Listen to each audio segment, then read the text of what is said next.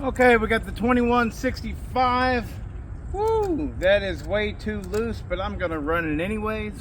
It's got a 9-pin sprocket on it right now. We're gonna do 9-pin, 7-pin, then 8-pin. Okay, because 8-pin is where I want to leave it at, regardless of which one's faster, because for a couple hours, this thing will be going through a free-for-all, and everybody will be wanting to play with it. It'll have a 20-inch bar on it, and there'll be various different wood and stuff like that. And so the 8-pin is what I'll leave on there. So that's the way I'm going to work it. I don't want to waste my chain to cut another 60-inch chain, or I'm sorry, 60 drive length chain. So this is going to get measured against a 20-inch stock out of the box C83 to see which one's faster. I just did a preliminary cut. I can tell that I have to push on this chain, so I should be prepared for that. Here we go. We're already warmed up.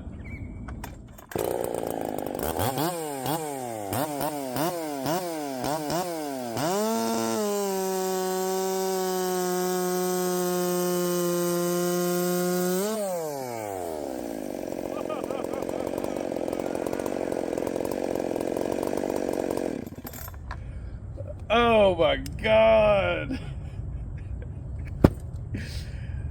Man, I need to be able to sharpen a chain like that. See how fast I cut that shit? Oh my God. Good job, Jeff, brother. So this is the chain that Jeff made in an attempt to be faster than an out-of-the-box C83. It is just simply a round-filed C83. That's all it is. And I believe what we just saw is it blew it out the water. Yeah, so what we're gonna do, is there even a point in going to 7? I don't think there's even a point in going to 7. We're gonna go straight to an 8, because this thing is not, I mean, I was pushing pretty good and hard there. Okay, and that's a 9-pin sprocket. So, I don't think there's any chance in hell that an 8-pin is gonna be faster. I definitely don't think a 7-pin is going to be faster, so I'm not even doing the 7-pin. I'm not even going to do it. So we'll go to 8-pin, test this chain again, and then we will put this regular stock out of the box C83 on here. It will be on a 20-inch bar, I know, but I'm not going to waste another chain. This stuff's expensive, man. I'm not going to make a brand new out of the box C83 60 drive lengths loop just so that I can see if this one's faster. I mean, I can feel that. I know it's faster. That is blazingly fast. That's awesome. All right, so 8-pin sprocket, here we come. Okay, so here we are. Same setup, we just are running an 8-pin sprocket now. That's it. No adjusting on the carb, nothing.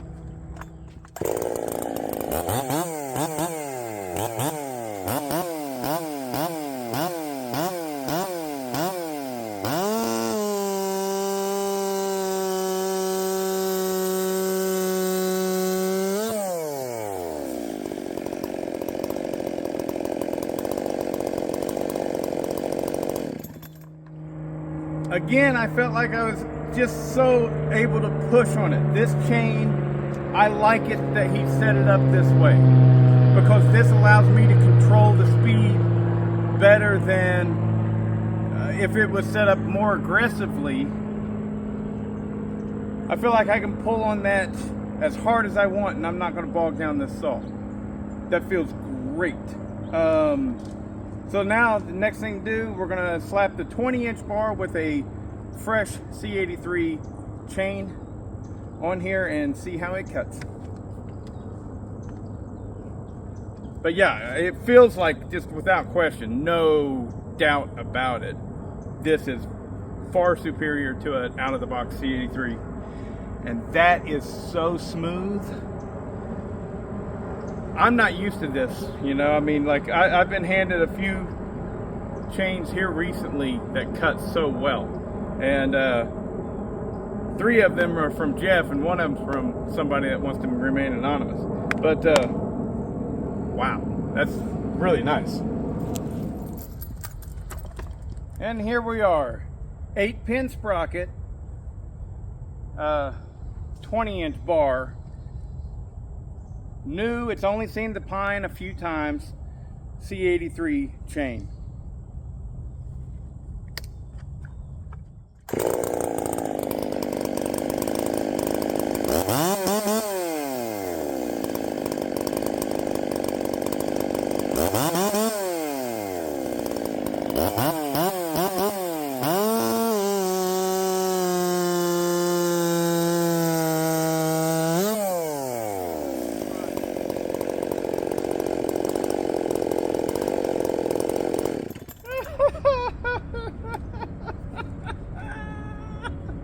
That might be even faster than Jeff's. I don't know. Oh my God.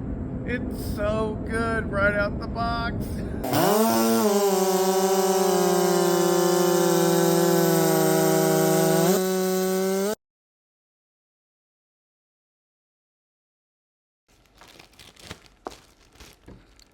Bet you know what this is. That's a brand new 60 drive link C83. They're hard to beat, and I don't want to think that people are full of shit, but I have never seen anything beat it. Except for the rare occasion, some really worked over chain. You know, if you're just simply going to take a round file to it, and I could take Jeff's chain and take the rakers down and quite possibly meet this standard or maybe even surpass it. But I ain't got time for that. I'm leaving in the morning and I'm just gonna run C83.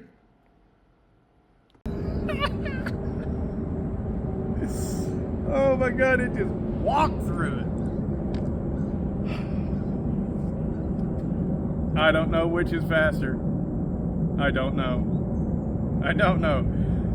But both of them, I can pull a 9-pin sprocket, no problem. So I will run a 9-pin.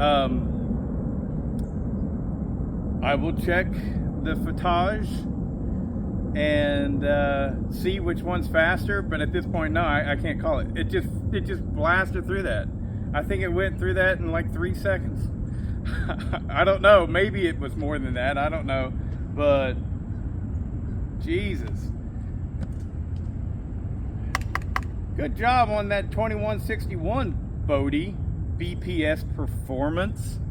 A cut above. Oh my gosh. That's so high class. This all runs great now. I mean, fantastical. I love it. I have done little bits of testing, and I do believe it does run faster than the Farm Hack, which is the 372 clone. This is only 65 cc's versus 71 cc's, which is impressive. It's often been said that these things are actually faster than the 372s. Now, if you go running a big bar and stuff like that, it may slow it down. But if you're running 24-inch bar or less, then I think it's a no-brainer. These things are a win. And what I mean by these things, the 365 special or the Jonsered 2165 or the Jonsered 2065. I met a gentleman, Tim, up in at Paul Bunyan. And he had a 2065. Same thing as this. The only difference is I think maybe the 2065 had open port cylinders. I'm not sure about that whatsoever. But I do know that they had the clutch or the chain adjustment tool on the front. And anyways, it had a blown cylinder on it. And he replaced it with like a highway big bore kit or a Farmer Tech big bore kit, something like that. And my first thought was, boy, if you could have stuck with the 65cc, you'd probably have a better saw. But I mean, there ain't nothing wrong with those highway kits though, or whatever you get, you know. But like if he was wanting to, let's say it was an open port cylinder, what he had on his, he would have to get the OEM 48 millimeter closed port, and those are hard to come by. But boy, whenever you got them and it's built right, that thing's blazing. And I can't say this enough. Every time I talk about this saw, I've got to talk about T-Dubs, TW Saw Shop, TW Saw Shop, I think is what it is. I just call him Dubs. Anyways, me and him have a little bet. We're both building Jonsered 2165s, and we've got a $100 bet going on. Who's faster? And let me tell you, his looks stout as well. If you haven't seen it, check out his channel, TW Saw Shop, and his looks really good. I don't know which one's going to win. I really don't. But again, I was talking about my Red Max earlier.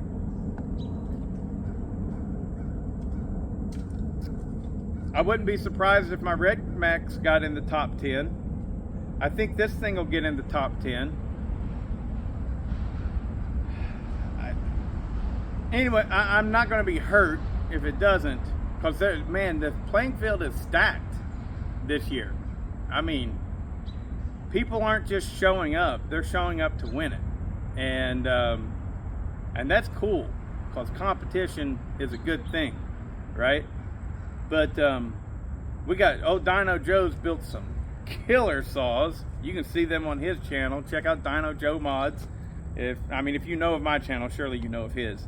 But he's just been building some killer machines. He's doing great.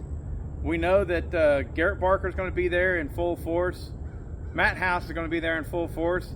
I think Ethan Trainer is going to be there in full force. I know he's going to be there. But by full force, I guess I mean not just running one or two saws, the whole thing.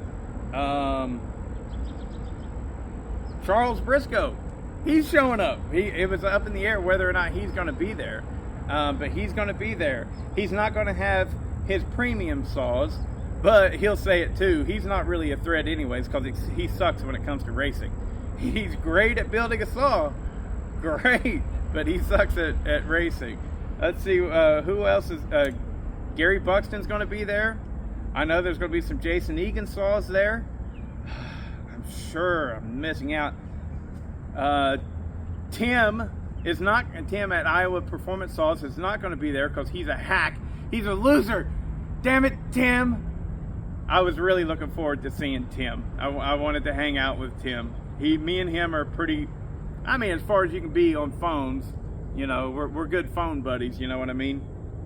And I really like that guy, and I really wanted to hang out with him. But he's building a house, and he's got some family issues. I get it. I'm just teasing with you, Tim. But they're, TW, his stuff is looking freaking good.